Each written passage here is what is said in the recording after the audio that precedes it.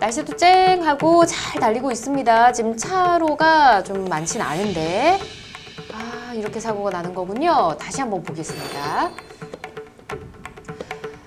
지금 도로가 이렇게 만나는 구간인 것 같습니다. 지금 차로가 합해지는 구간은 아니고 계속해서 차로는 지금 2개 차로가 주행이 되고 있는데 끼어드는 차량이 부딪혀서 사고가 났습니다. 근데 뭐 이제 마지막에 영상은 좀 저희가 속도를 느리게 해서 봤기 때문에 근데 앞에 빠르게 일정 보통 속도로 봤을 때도 사고가 안 날 수 있었던 것 같거든요. 그래서 두 분이 과실 비율 어떻게 생각하실지 모르겠습니다. 일단 영상 보시고 판단한 내용을 써주시고요. 자, 우선 그러면 권윤주 변호사님부터 과실 비율 어떻게 보셨는지 확인해 볼까요?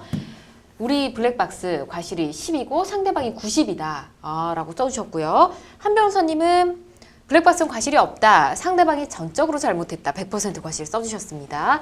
저도 사실은 영상을 봤을 때는 우리 측은 좀 잘못이 없지 않았나 싶었거든요. 한 변호사님처럼 저도 상대방의 100% 과실을 묻고 싶었는데 일단 권윤주 변호사님은 블랙박스에도 10% 과실 비율을 써주셨거든요. 어떤 근거가 있을까요? 네, 일단은 도로 상황은 상당히 뭐 그 블랙박스 차량도 그렇게 빠른 속도가 아니고 네. 앞차와의 간격도 상당히 정상적으로 괜찮았습니다. 평화롭게 네. 가고 있었습니다. 예. 그러다가 우측에서 지금 그 상대 차량이 내려오는데요. 예. 그 우측 차선이 합류하는 차선이 아니고 자세히 보시면 앞에 그 내용이 앞에 2차선이 그대로 그냥 자기 맞아요. 차선을 차로가 그대로 2개예요. 예, 유지하는 그런 상황입니다. 네. 그래서 그냥 앞으로 쭉 가면 될 것인데 이 상대 차량이 이상하게 앞에 전방에 전혀 차량이 없는 상태에서 속도를 줄이면서 네. 사실 원래 제가 봤을 때 속도는 이 차량이 조금 더 빨랐습니다.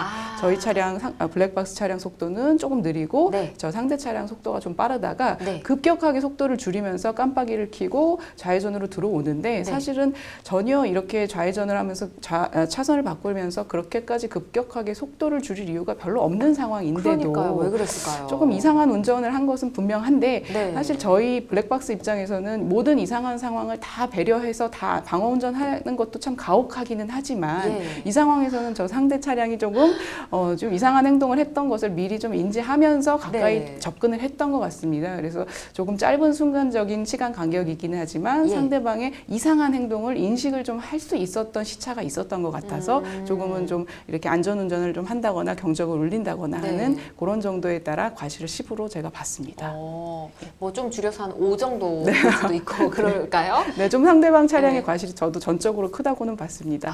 그렇군요. 10이라고 하면 좀 우리 블랙박스 차량이 좀 억울할 수 있을 것 같아서 요새 변호사님들이 5단위로도 많이 얘기를 해주시길래 5로 한번 말씀드려봤고요. 일단 한 변호사님은 그래도 상대방이 100% 잘못했다라고 써주셨잖아요. 네네. 근데 저희가 영상을 봤을 때 일단 우리 블랙박스 차량은 못 볼 만한 그런 가운데 장애물이 있었던 것도 아닌 것 같고요. 네, 그래서 저는 그렇습니다. 100%가 맞지 않나 저도 생각하는데요. 네네. 일단은 말씀하신 대로 이제 자동차 전용 도로에서 1차선이 도로가 쭉 이어지고 예. 또 하나가 합류가 되는데 차선 자체는 이제 2차선으로 돼가지고 쭉 이어지는 그런 도로예요. 네. 그래서 합류 구간에서는 이제 우측 합류 차량이 본선 진행 차량을 잘 살펴봐야 하는 주의 의무가 있는 것인데요. 네.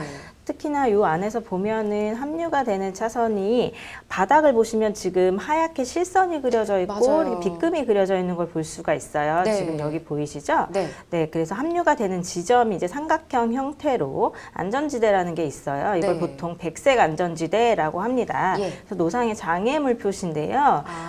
그러면 실선이잖아요. 사실상 실선을 넘어갔으니까 이거는 뭔가 12대 중과실 위반이 아닌가 이런 생각도 드실 것 같아요. 그래서 제가 한번 살펴봐 드리면은 네. 보통 도로에서 점선이 아니고 흰색이지만 실선의 경우에 넘어가면 이거 지시 위반입니다. 네. 그렇기 때문에 이거는 12대 중과실에 해당이 돼요.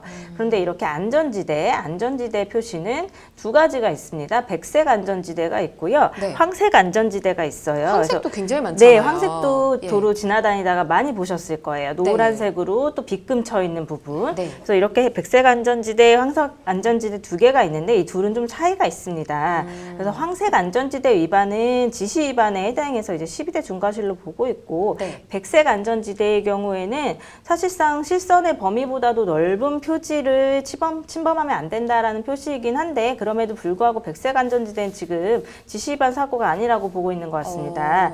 네, 그래서 그럼에도 불구하고 이 사고의 진행 방향에서 볼 때 합류 지점이 앞이 막혀 있는 게 전혀 아니고 앞이 네. 쭉 가다가 안전하게 차선 변경을 시도해야 되는 상황이거든요. 네. 근데 이제 차선 변경을 시도할 때 과도하게 각도를 틀어서 차선 변경을 시도했고 또 백색 안전지대를 침범해서 갑자기 차선 변경을 함으로써 블랙박스 차량의 경우에는 이거를 피할 수 없었을 것이다. 네. 저는 그렇게 봐서 블랙박스는 과실이 없고 상대 차량에 100% 과실이 있다. 이렇게 보았습니다. 그렇군요.